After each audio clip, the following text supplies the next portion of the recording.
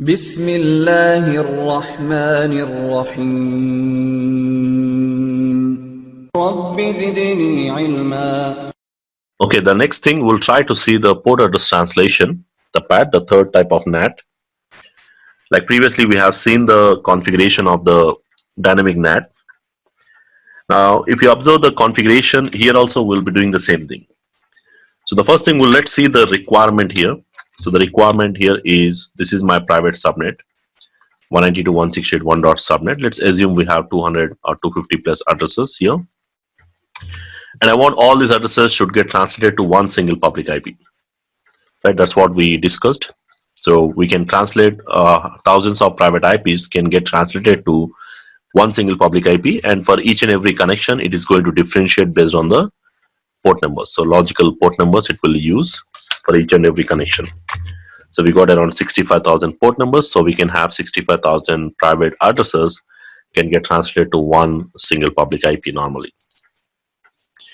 So in terms of configurations, the configuration wise, the configuration remains the same here. If you just observe what we did previously with the dynamic NAT. So the first step is we need to define an ACL. In that ACL, I'm going to define my private IP range. So we'll be using ACL, and then what is your private address, and then the wildcard mask to match those specific portions. So if you have more than one network, you can write 192.168.1.network, 3.network, like that. You can just go and write as many networks as you can on this one single ACL. And that's what we are doing here. Access list. Anyway, I'm using only one network here, but if you have more than one, you can write with the same ACL number. Now the next thing is we need to define the pool. In that pool, I'm going to write down what is the public IP used. Now, as I'm going to use the same public IP, so I'm going to say IP NAT pool, any name you can use. Let's say I'm using a public IP range. And then what is the starting public IP? So I'm going to define the starting public IP as 5111. And when you decided to use one single public IP, you can just go ahead and say the ending IP also should be the same. So which means I'm saying I want to use only one public IP. So write down the same address. If you want to use two, you can just use two here also. And then the net mask, whatever the subnet mask, let's say 28, 29, whatever you get from the service provider. Let's say I'm getting 252/30 I'm getting generally. Let's say there is a last subnet you get. We can write down that last subnet mask. So 255.255.255. You can also write one single IP. You can still write this, or you can write /30 or 32. It's up to you. Both will work normally. Okay, so the next step is we need to map this, and when you're doing the mapping, we say IP NAT inside source source list, and the ACL number, whatever the number we have used. Let's say I'm writing 55 here, and then the pool name, whatever the pool name you have used, CCNA. Now additionally, you have to add the keyword called overload. Now if you compare the configuration with the dynamic NAT and the PAT, the only difference is this keyword. So if I don't write this keyword, if I don't write this overload keyword, then the router will understand it is a dynamic NAT and it will try to do one-to-one translation. And when I'm writing this keyword overload, the router will understand I'm doing PAT, which means it has to overload, nothing but it has to do port address translation, where it is translating multiple private IP addresses into one single public IP.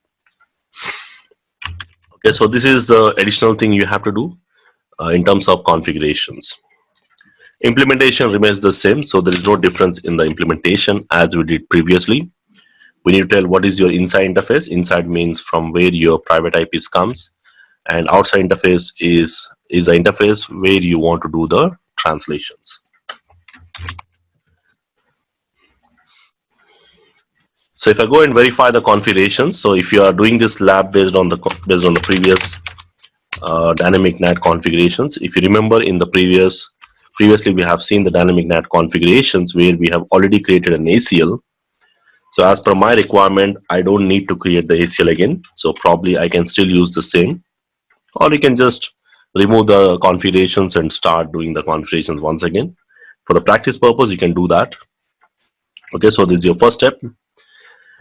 And the second step is we need to define the pool. So basically this pool is not correct. So what I'll do is I'll try to remove all the configurations. That is better. So before you go ahead, if you're coming with a NAT translations, dynamic NAT lab, so make sure that you clear the translation table. And then what I'll do is I'll say no IP access. I'll remove this as well. I'll remove the access list, and then I'll remove the NAT configurations also.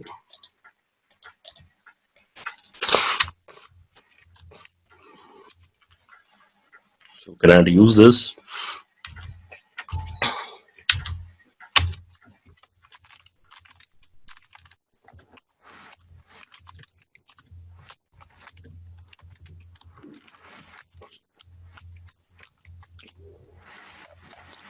So what I had to do is I had to remove this first, private to public.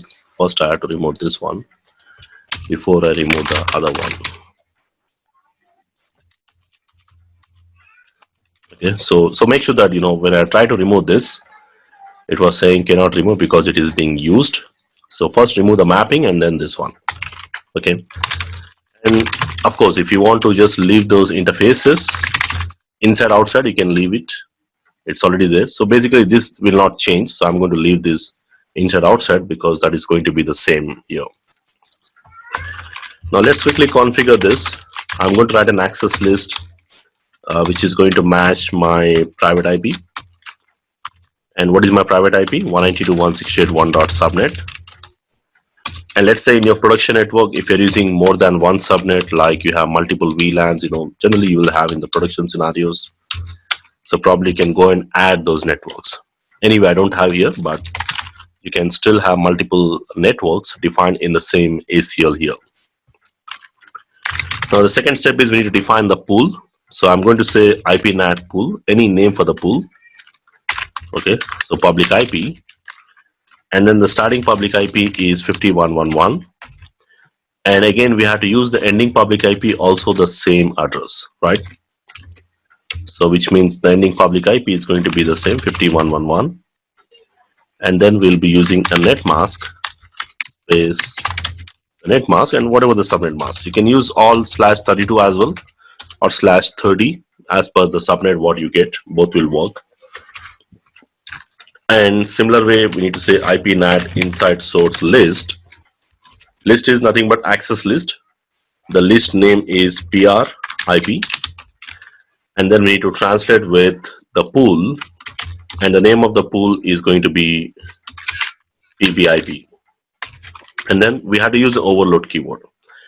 So remember, this is the main difference in the configurations. Overload keyword will say that we have to do port address translation as per these configurations.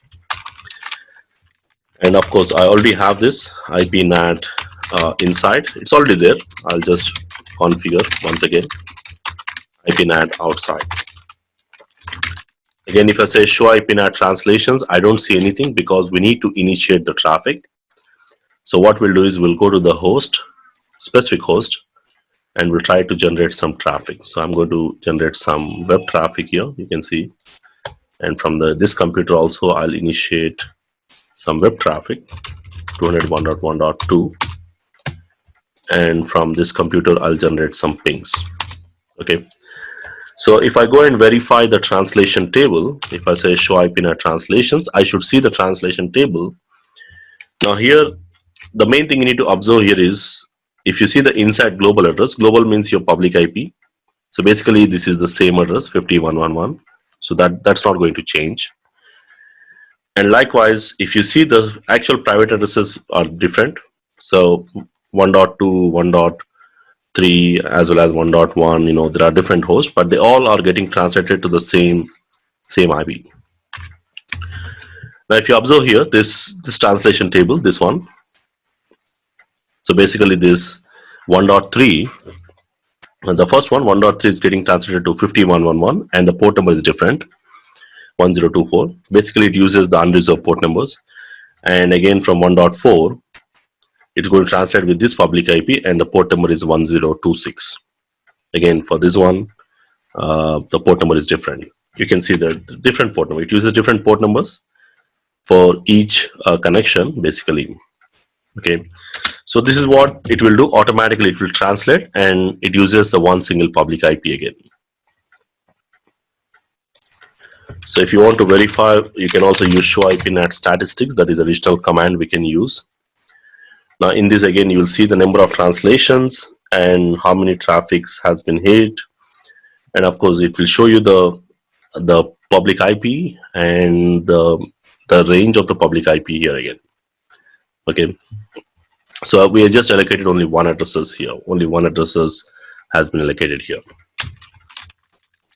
So mainly we use show IPNet translations, and if you clear these translations, if they close the connection, and if you clear this translation entries, again this will be changing depending upon the traffic. And if you observe the destination addresses, they all are going to the same server. I think similar servers on port number 80. So that is your web traffic here we have initiated.